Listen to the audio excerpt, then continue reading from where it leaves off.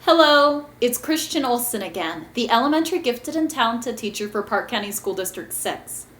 Last week, we were talking about how to differentiate in the elementary classroom for math. This week, we're going to be talking about differentiating in the elementary classroom again, but for language arts. This will be the first of 2 videos on the subject.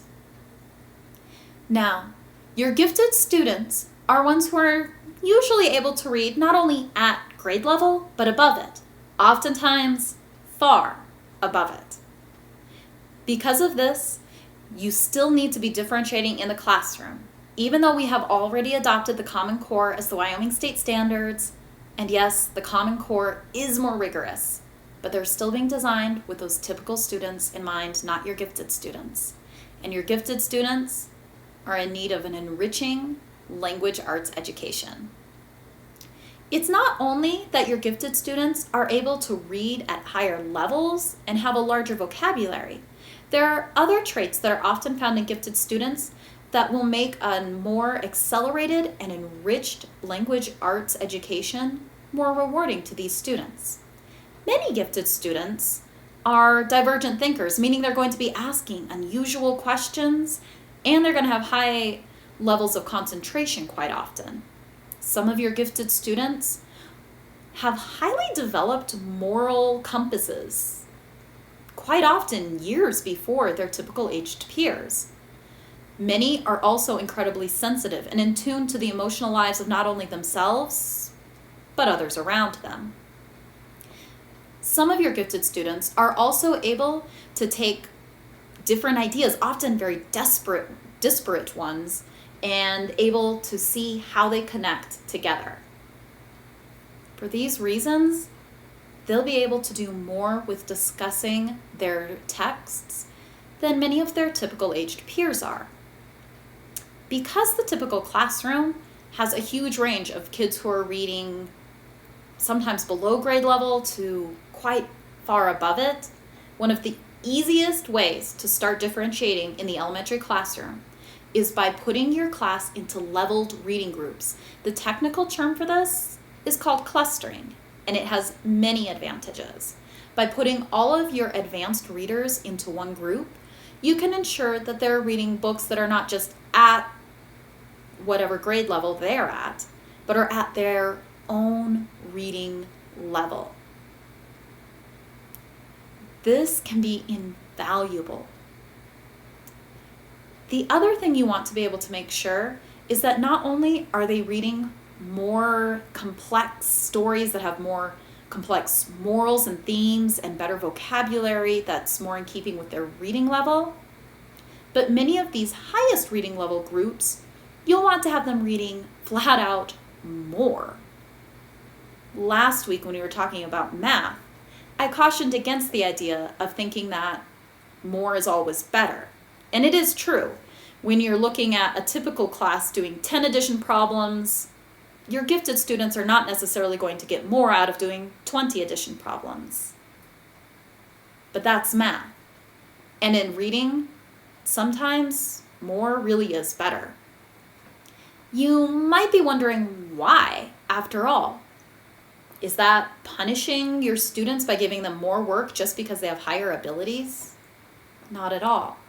Quite often, your gifted students are able to read at a much faster pace.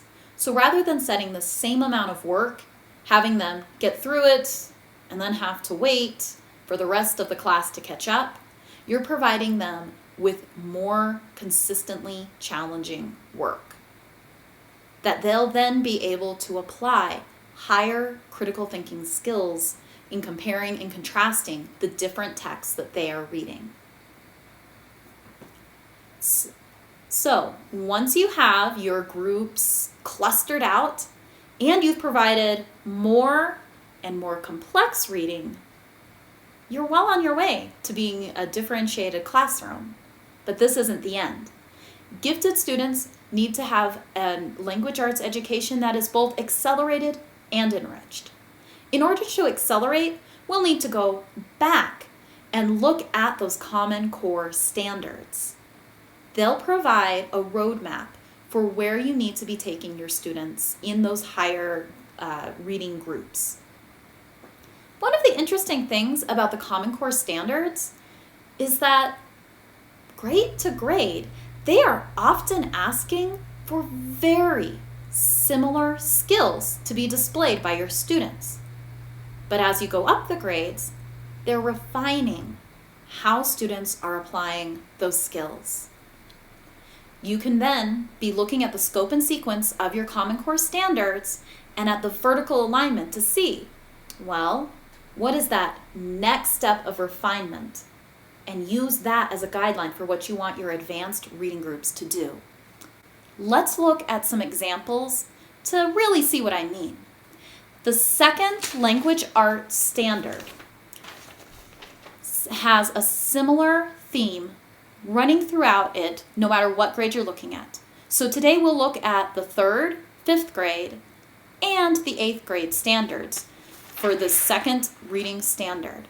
The 3rd grade standard asks that students recount stories, including fables, folk tales, and myths from diverse cultures, that they determine the central message, lesson, or moral, and are able to explain how it is conveyed through key details in the text.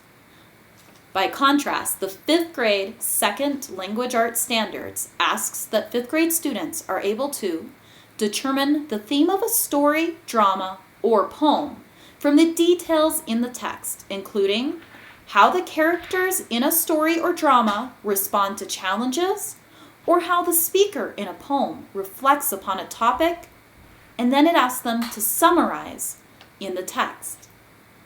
When you look at it, there's only a few key differences between these two standards, even though there's a span of 2 grade levels between them. The 3rd graders have a little more specific genres they're looking at, fables, folktales, and myths, whereas the 5th grader could be looking at any sort of drama, poem, or story. Both, though, are still asking that they're looking at details in the text.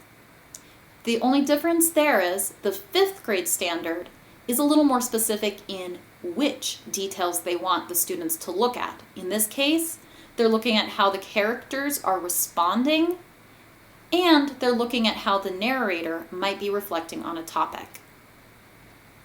The one additional thing the 5th grade standard asks that the 3rd grade does not is that the 5th grade students are able to summarize the text.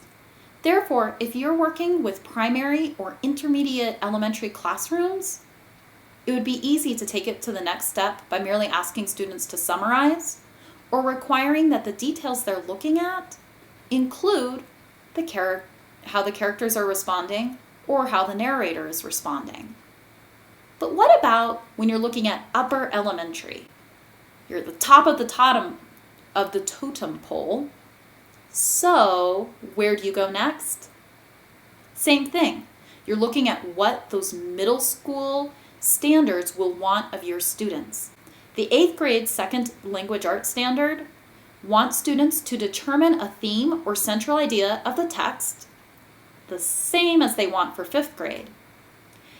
The only difference is they want the 8th grade students to analyze its development over the course of a text. This is still including looking at the relationship that the theme has with the character, setting, and plot, the same as with 5th grade, and they are still being asked to provide an objective summary of the text. In this case, the one detail that really changes is now you're asking your students to be more nuanced in looking at how the theme is being represented, looking at the growth of the theme throughout the text. With all of this in mind, hopefully you will be able to look at more specific questions for those high-level reading groups. If you're wondering how to do that or want a hand, feel free to contact me at christianolson@park6.org for my email. We can meet up, talk, discuss, bounce some different ideas off of one another. And don't forget to catch my next video, where we're going to be talking about specific types of ways you can be differentiating in the projects you are providing to those advanced readers in your elementary classroom. Till then, see you later. Bye.